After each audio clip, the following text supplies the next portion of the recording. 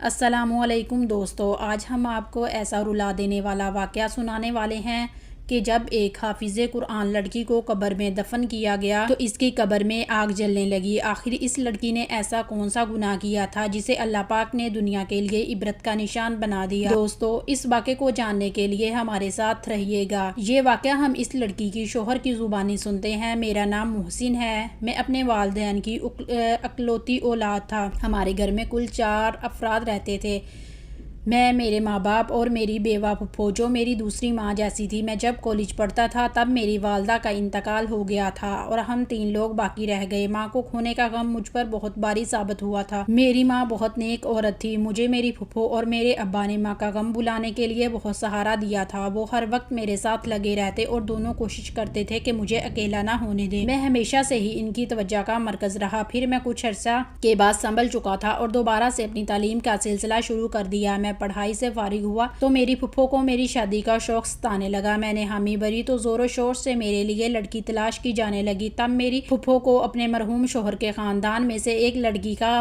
خیال آیا جس سے پھپھو کا اب بھی ملنا جلنا تھا۔ انہوں نے ہمیں بتایا تھا کہ وہ لڑکی کم عمری میں ہی بہت زیادہ سنجیدہ اور نیک تھی۔ اس کے والدین نہیں تھے اور وہ 2 بہنیں تھیں، صرف ایک چھوٹا بھائی تھا۔ اس نے بہت بہادری سے حالات کا مقابلہ کیا اور اپنے دونوں بہن بھائیوں کو اکیلا پال رہی تھی۔ وہ خود بہت پڑھی لکھی نہیں تھی، وہ نمازی اور حافظ قرآن تھی۔ گھر میں بچوں کو قرآن مجید پڑھایا کرتی تھی اور اس کی دعا اور اس کے دیے ہوئے قرآنی تعویذات سے بہت زیادہ لوگ شفا پاتے تھے، جس کی وجہ سے وہ تھوڑا بہت کما کر اپنا گھر چلا رہی تھی۔ میں نے یہ سب سنا تو بہت زیادہ خوش ہوا۔ میں نے اسے دیکھے بنا ہی اس کے لیے حامی بھر لی اور پھپھو نے پہلی ہی فرصت میں اس کے خاندان کے بڑوں سے مشورہ کر کے میرا رشتہ اس لڑکی سے طے کر دیا اور جلد شادی بھی طے کر دی۔ میرا رشتہ طے ہوا تو میری بیوی نے یہی شرط رکھی تھی کہ وہ بعد میں بھی اپنی بہن کی شادی ہونے تک، بھائی کی تعلیم پوری ہونے تک ان دونوں کی مالی امداد کرتی رہے گی۔ مجھے اس بات سے کوئی اعتراض نہیں تھا، بلکہ میں نے سوچ لیا تھا کہ اگر مجھ سے بھی کوئی مدد ہو سکی تو میں ضرور کیا کروں گا۔ رشتہ طے ہونے کے بعد ہماری شادی کر دی گئی۔ میں نے اپنی بیوی کو دیکھا تو اس کا اسیر ہو گیا۔ وہ نہ صرف اچھی سیرت کی مالک تھی بلکہ بہت ہی خوبصورت ہی حسین و جمیل تھی۔ اس کے ساتھ چند دن رہ کر ہی میں اس کے بہت قریب ہو گیا۔ وہ ہمیشہ دوسروں کی مدد کرنے کو تیار رہتی تھی۔ میری بیوی عین میری پھپھو کی بتائی ہوئی باتوں کے جیسی تھی۔ اس نے کبھی بھی مجھے کوئی پریشانی نہیں دی تھی اور میرا آرام و سکون کا بہت زیادہ خیال رکھتی تھی۔ ہمارے گھر میں خوشحالی اور سکون تھا، بس صرف اولاد کی کمی تھی۔ وہ مجھے محسوس تو بہت زیادہ ہوتی تھی مگر اپنی بیوی کے صبر سے مجھے بہت زیادہ سہارا ملا ہوا تھا۔ ہماری شادی کے تیسرے سال ہی میرے ابا وفات پا گئے۔ اپنے ابا کی وفات اور اس بے اولادی میں مجھے کچھ زیادہ ہی بے سکون کر دیا تھا۔ میرے اندر صبر اور شکر ختم ہونے والا تھا۔ ایسے میں میری بیوی تھی جو مجھے ہر وقت اللہ تعالیٰ کی مہربانی اور رحمتیں یاد دلایا کرتی تھی۔ وہ مجھے صبر کی تلقین کرتی رہتی تھی۔ میں حیران تھا کہ وہ ایک لڑکی ہو کر بھی مجھے حوصلہ دیا کرتی تھی، حالانکہ ہمارے خاندان والوں نے ہمارا جینا مشکل کر رکھا تھا کہ ہماری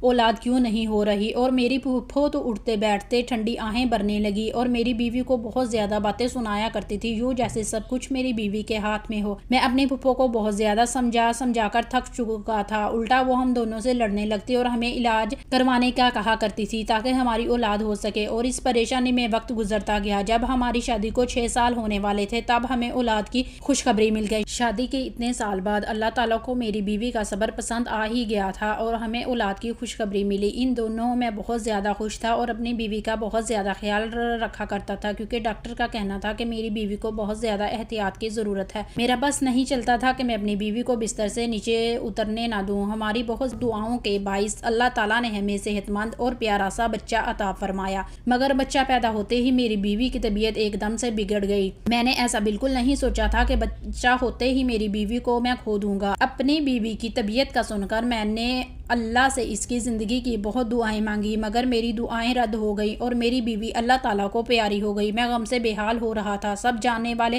میرے لیے افسوس کا اظہار کر رہے تھے اور میں غمزدہ سا ایک کونے میں بیٹھا ہوا تھا، رو رہا تھا۔ جب غسل وغیرہ دیکھ کر اس کو لے کر ہم قبرستان پہنچے تو آسمان پر بالکل سیاہ بادل پھیلا ہوا تھا اور دن کے وقت بھی ایسا لگ رہا تھا جیسے رات کا سماں ہو۔ یوں ہی میری بیوی کو دفن کر دیا گیا۔ نہایت تیز بارش شروع ہو گئی اور ایسے میں طوفانی ہوائیں بھی چلنے لگی کہ سب حیران اور پریشان تھے۔ بیوی کو دفن کرنے کے بعد ہم سب اپنے اپنے گھروں میں پہنچ چکے تھے۔ ایسا لگ رہا تھا کہ جیسے موسم بھی میرے ساتھ میری بیوی کی موت کا غم منا رہا ہو۔ رات دیر تک تیز طوفانی بارش ہوتی رہی۔ میرا بچہ میرے بیوی کے گھر والوں نے سنبھالا ہوا تھا، وہ لوگ بھی میرے گھر میں رہ رہے تھے، اس لیے میں بھی بچے کی طرف سے بے فکر ہو کر اپنے کمرے میں اکیلا بیٹھا تھا، اپنی بیوی کو یاد کرتا تھا۔ اسے یاد کرتے کرتے میری آنکھ لگ گئی۔ صبح کے قریب میں نے خواب میں دیکھا کہ میری بدحال سی بیوی بہت بری طرح رو رہی ہے۔ اپنی بیوی کو اتنی بری طرح روتا دیکھ کر میں تڑپ اٹھا اور عین اسی وقت میری آنکھ کھل گئی۔ باہر تو بارش اور ہوائیں تھم چکی تھی، آسمان صاف ہو چکا تھا۔ اب مجھے خواب پریشان کر رہا تھا۔ میں نے ہمیشہ اپنی بیوی کو ہنستے مسکراتے ہوئے دیکھا تھا، اس کا اس حال میں رونا اور اس طرح رونا مجھے بہت زیادہ پریشان کر رہا تھا۔ اس طرح خواب میں رونا مجھے بھی بہت گھبراہٹ میں مبتلا کر رہا تھا۔ میں نے گھڑی پر وقت دیکھا تو فجر کا وقت تھا۔ میں نے اٹھ کر فجر کی نماز ادا کی، اپنی بیوی کی مغفرت کی دعا کی۔ ویسے تو مجھے پورا یقین تھا کہ میری بیوی جیسی نیک اور نمازی اور حافظ قرآن عورت کو اللہ پاک نے قبر کی تنگی سے بھی نجات دے دی ہوگی۔ میں نے دعا کے لیے ہاتھ اٹھائے، کمرے سے باہر جھانکا تو سب لوگ نماز پڑھنے میں مصروف تھے۔ میں نے اپنے بیٹے کا پوچھا، میری بیوی کے بھائی نے مجھے بچہ لا کر دیا، وہ سکون سے سو رہا تھا۔ میں مطمئن ہو گیا اور کتنی دیر اپنے بیٹے کو سینے سے لگا کر بیٹھا رہا۔ اپنے بچے کو پیار دے کر میں گھر سے باہر نکل کر سیدھا قبرستان پہنچ گیا۔ میں اپنی بیوی کے لیے قرآن پاک پڑھنا چاہ رہا تھا اور کچھ رات والے طوفان کے بعد اس کی قبر کی حالت کا بھی اندازہ لگانا چاہ رہا تھا۔ میں قبرستان پہنچ کر اپنی بیوی کی قبر کے پاس پہنچا تو اس کی قبر کی حالت دیکھ کر میرے رونگٹے کھڑے ہو گئے۔ میرا دل خوف سے پھٹنے والا ہو رہا تھا کہ جس عورت کو میں نے نیک اور جنتی سمجھ رہا تھا، اس کی قبر پر ایسا عذاب آیا ہوا تھا کہ مجھ جیسا مضبوط مرد بھی اندر سے ہل چکا تھا۔ میری بیوی کی قبر پھٹی پڑی تھی اور اس سے دھواں نکل رہا تھا، اس قبر سے آگ نکل رہی تھی۔ وہاں اتنی تیز بارش ہوئی تھی کہ میرا وہاں کھڑا رہنا مشکل ہو گیا تھا۔ کوئی مزدور بھی میری بیوی کی قبر کو بنانے کے لیے تیار نہیں تھا۔ بڑی مشکل سے مجھے ایک مزدور ملا جس نے مجھ سے 4 گنا زیادہ پیسے لیے اور میری بیوی کی قبر پر مٹی ڈال دی۔ یہ سب اس مزدور نے دور سے کھڑے ہو کر کیا تھا۔ میں گھر پہنچا تو میری حالت نہایت خراب ہو رہی تھی۔ سب نے میری حالت کو دیکھ کر میری بیوی سے جدائی کا غم سمجھ کر مجھے سہارا دیا اور تسلی دینے لگے، جبکہ میں حیران تھا آخر میری بیوی پر اللہ تعالیٰ کا عذاب کیوں آیا تھا؟ وہ اتنی نیک تھی میری نظر میں تو میری بیوی کی ایسی کوئی غلطی نہیں جانتا تھا۔ یہی سوچ مجھے پاگل کر رہی تھی کہ میری بیوی کی اصل حقیقت کیا ہے۔ یہ سوچ کر میرا دل پھٹ رہا تھا۔ اپنی بیوی کی قبر کے اوپر آیا عذاب مجھے دھچکا پہنچا رہا تھا۔ ہر مشکل حال میں نے اپنی بیوی کو صابر اور شاکر دیکھا تھا۔ مجھے ڈھونڈنے میں بھی کوئی خامی نظر نہیں آ رہی تھی۔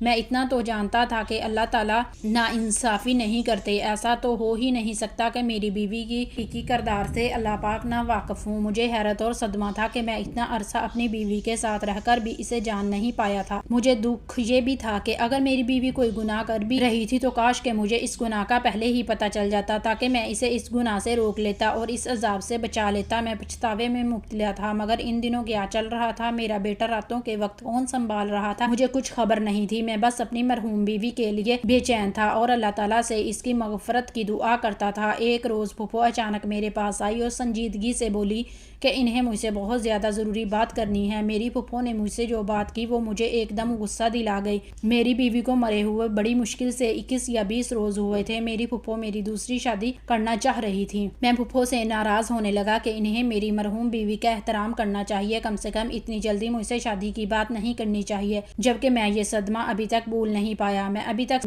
میں تھا۔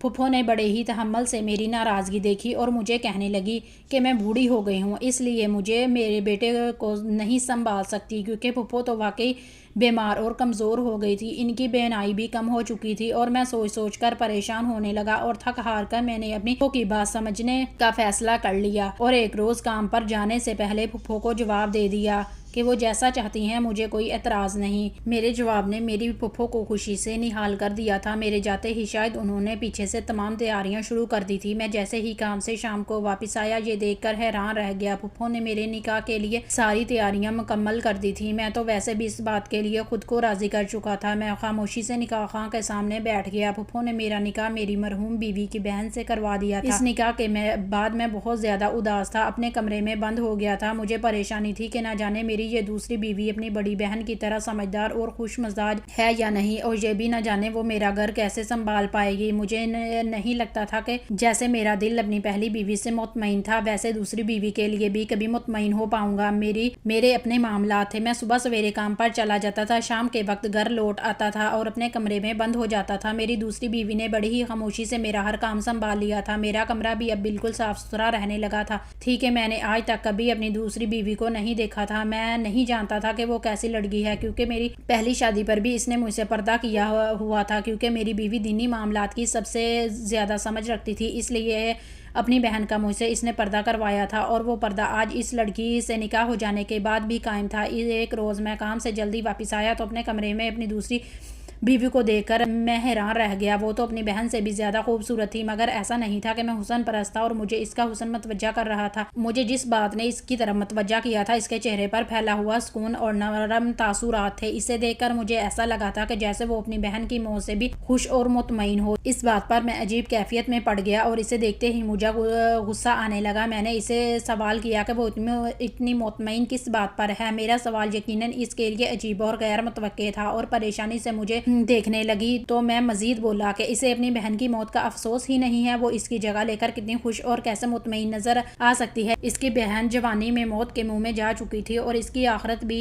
نہ جانے کیسی ہونے والی تھی، کیونکہ اس کی قبر میں آیا ہوا عذاب مجھے یاد آ رہا تھا۔ اس عذاب کو کس طرح برداشت کر رہی تھی۔ میں تو اپنی مرحوم بیوی کا یہ راز غصے میں بغیر سوچے سمجھے اس کی بہن کے سامنے بول دیا، مگر میری بات پر جب اس کے چہرے کے تاثرات بدلے تو مجھے اپنی غلطی کا احساس ہونے لگا اور میں چپ ہو گیا۔ میری دوسری بیوی کچھ دیر صدمے سے مجھے دیکھتی رہی، پھر بری طرح رو پڑی۔ میں اسے روتا دیکھ کر پگھل گیا۔ روتے روتے وہ ایسی بات بولنے لگی جس نے مجھے حیران کر دیا۔ وہ بار بار کہہ رہی تھی کہ مجھے یہی خوف تھا کہ بڑی باجی سے اللہ تعالیٰ ناراض ہو جائے گا اور اسے سخت عذاب دے گا، مگر وہ میری سنتی نہیں تھی۔ یہ سن کر میں دنگ رہ گیا کہ یعنی میری مرحوم بیوی کچھ ایسا کرتی تھی جس سے اس کی بہن بھی واقف تھی اور اسے روکتی تھی۔ جب میں نے اپنی بیوی سے تفصیل پوچھی تو وہ گڑبڑا گئی اور بات بدلنے کی کوشش کرنے لگی، مگر میں نے سچ جاننے کے لیے التجا کی۔ اس نے مجھے اپنی بہن کی اصلیت بتائی، جسے سن کر میرے ہوش اڑ گئے۔ اس نے بتایا کہ میری بہن واقعی نیک لڑکی تھی، حافظ قرآن تھی، اور حافظ قرآن ہونے کی وجہ سے ہر وقت قرآن پاک کی تلاوت کرتی رہتی تھی۔ ایک روز ہمارے محلے میں کسی بچے کو تکلیف ہوئی تو اس کی ماں کی پریشانی دیکھ کر میری بہن نے جو بھی کچھ آیات پڑھی اس بچے کو پڑھ کر پھونک دی، جس سے اس بچے کو آرام آ گیا۔ اس کے بعد میری بہن بہت مشہور ہو گئی۔ وہ نیک لڑکی تھی جس کے پاس ہماری بیماری اور تکلیف کی شفا ہے۔ اس کے بعد تو طرح طرح کے لوگ ہمارے گھر آنے لگے اور میری بہن تعویذات اور قرآن پاک کی آیات لکھ کر دیتی۔ وہ لوگ چند روپے دے کر چلے جاتے اور ہمارا گزر بسر ہونے لگا، مگر مشکل حالات کے لیے ہمارے پاس کچھ نہیں تھا۔ اچانک ہمارے بھائی کا ایک گردہ فیل ہو گیا۔ وہ ہسپتال میں زندگی اور موت کی کشمکش میں تھا۔ ہمارے پاس اس کے علاج کے لیے رقم بھی نہیں تھی۔ ہم بہت زیادہ پریشان تھے، دن رات روتے رہتے تھے۔ انہی دنوں ایک مرد میری بہن کے پاس آیا اور کہنے لگا کسی لڑکی سے شادی کرنا چاہتا ہے، مگر وہ لڑکی شادی شدہ ہے۔ وہ چاہتا تھا کہ میری بہن ایسا تعویذ دے کہ لڑکی کی طلاق ہو جائے اور وہ اسے پالے۔ میری بہن نے انکار کر دیا کیونکہ یہ گناہ کا کام تھا۔